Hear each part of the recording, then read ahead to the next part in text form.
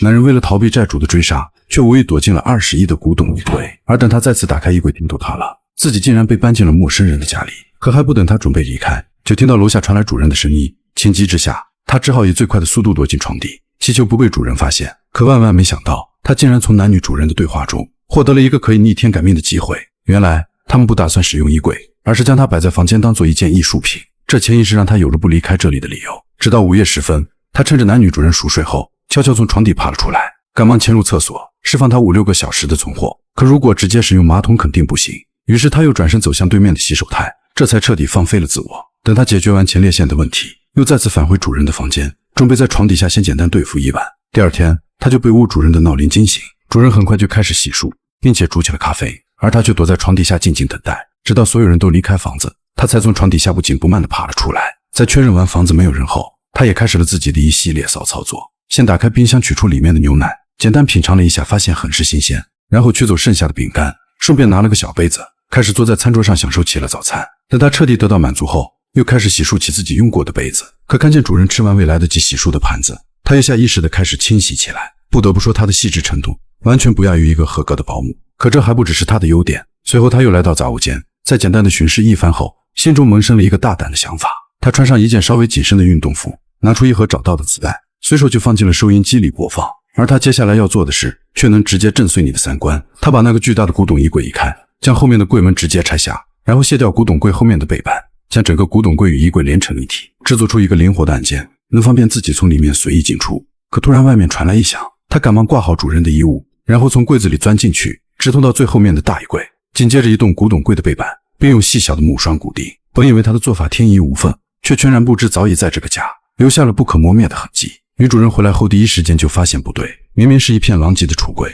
今天却是格外的干净如新，就连茶杯厨具都是摆得整齐有序。直到晚上，女主才把这个奇怪的事情告诉丈夫，可丈夫却觉得她可能生病，导致记忆力开始衰退，于是女主便没放在心上。然而第二天，女主特意没有清洗盘子，而男人等所有人离开后，再次从柜子里面溜了出来，并且开始了她新的一天。这次为了不让外人发现自己，她直接拉起了窗帘，同时在吃完早餐后，依旧照常清洗着碗盘，仿佛就是住在自己家一样。不仅如此，他还帮助女主整理卧室，就连小孩的床铺也不放过，甚至连家里用坏的家具，他也会帮着进行维修，简直是所有妇女心中的男神。但只可惜，这终究是不属于他的家。等女主回家后，发现橱柜上竟又一次摆放整齐，可她根本不会想到，家里竟然有个不速之客。晚上，男人趁主人进入梦乡后，偷偷跑出衣柜，随后来到书房巡视了一番，无意间看见茶几上的一本旧书，于是带进衣柜仔细研读。就这样，他每天都重复着同样的工作，但这次女主提前回家，慌忙的他只好提着几袋小饼干，再次返回了自己的衣柜。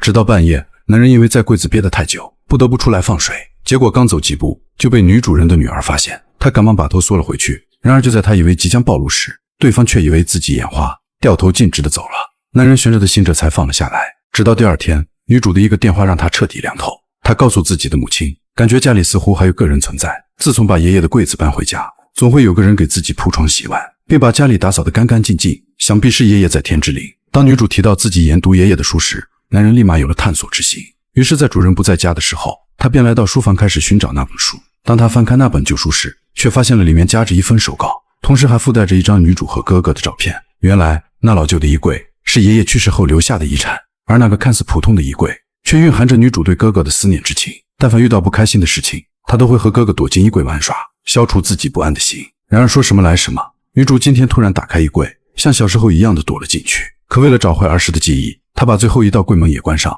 独自在里面诉说着心里的话。殊不知她内心的独白全都被男人听到，甚至还为她感到惋惜。原来哥哥11岁就意外去世，导致女主以为哥哥的鬼魂附在柜子上，还认为家里的所有家务都是哥哥的鬼魂所为，致使这个衣柜成了她的精神支柱。而男人不由得摸了一下衣柜，这把女主吓了一跳。然而不摸还好，一摸更让女主感觉一切都是真的。隔天一早，男人准备给自己做一顿丰盛早餐，却发现家里的女孩偷偷带着男孩回家，促使他来不及回到衣柜里，只能紧紧贴着墙壁躲在一旁。但通过两人的对话，这才知道是男孩怂恿女孩逃学，回家来拿自己存放在女孩家的面粉。本以为他们拿了东西就会离开，结果接下来的事情才叫刺激。女孩领着男孩回到自己的房间，述说着情侣间甜蜜的话。很快，男孩主动让女孩躺下，让女孩做出不可言表的事情，这让在外的男人不是滋味。本想上前阻止，可又不知道该用什么身份。然而到了晚上，他出来准备去厕所，但听见了女孩独自在房间哭泣，这让男人内心十分沉重。因为他已经把自己当成家庭的一部分。为此，他拿走了女孩的手机，偷看着女孩和男孩之间的聊天，于是内心便萌出了一个想法。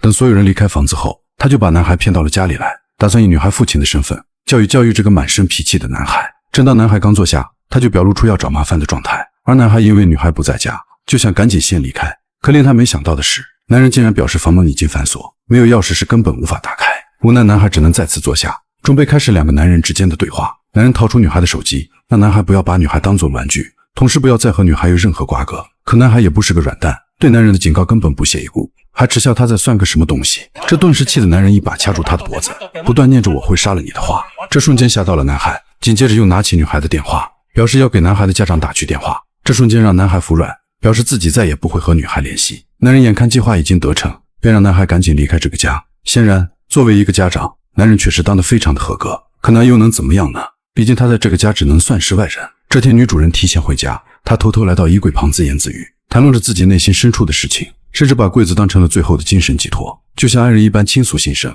这些都被柜子后的男人全部听到，可他却不敢发出任何响声。突然，女主人脱鞋上床，开始在床上放飞起了自我，而女主发出的声音都被男人听得一清二楚，这也让男人根本控制不住，配合着女主人发泄起来，仿佛两人就此交融在一起。直到第二天早上，男人趁所有人离开后，他就靠向了女主人的枕头，犹如女主人在自己怀里一样。就这样，他也不知道自己是不是爱上了女主人。然而意外总是来得猝不及防，很快男人警告男孩的事竟开始让这个家庭分崩离析。女儿认为都是自己的爸爸所为，可爸爸对此却是一无所知，导致女孩对爸爸产生了偏见，认为是父亲阻断了自己的美好爱情。同时这事也让女主人烦恼，她打电话给母亲倾诉，结果母亲建议她去外面走走，尝试舒缓女儿疲惫的心。与此同时，男人也因此事感到自责，可事已至此又能怎么办呢？这天女主人带着女儿出去旅游，只剩下了男主人一个人在家。他满心的开始洗澡，然后又换好衣服拉窗帘，而这一切都被柜子里的男人听到。好奇的他缓缓打开柜门偷看，原来是男主人叫了情人来家里寻欢。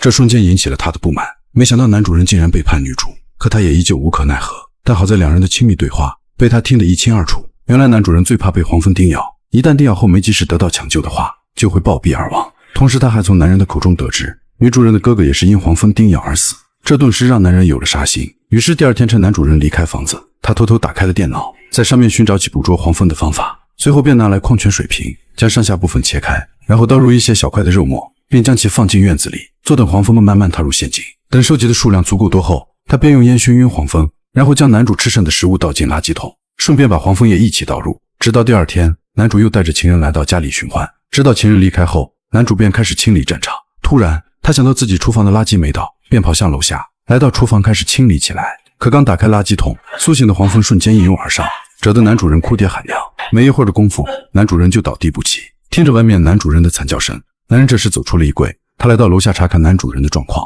显然这一招十分的有效，但男主人祈求他能救救自己，可男人依旧不为所动。就这样，他眼睁睁地看着男主人断气，虽然心中深感愧疚，但丝毫没有一点点后悔。突然外面传来女主人的声音，他迅速躲回衣柜中，听着外面痛苦的哀嚎声，男人只能静静地等待，直到警察来到房子里查看，也没有发现任何蛛丝马迹，最终确认男主的死是场意外。而此时的男人感觉就是神一样的存在，他能操控这个家庭的所有一切，同时还包括女主人的身体。殊不知女主人对他的行为并不反对，而是默默地接受他的存在。至此影片全部结束，我是兔子，我们下期见。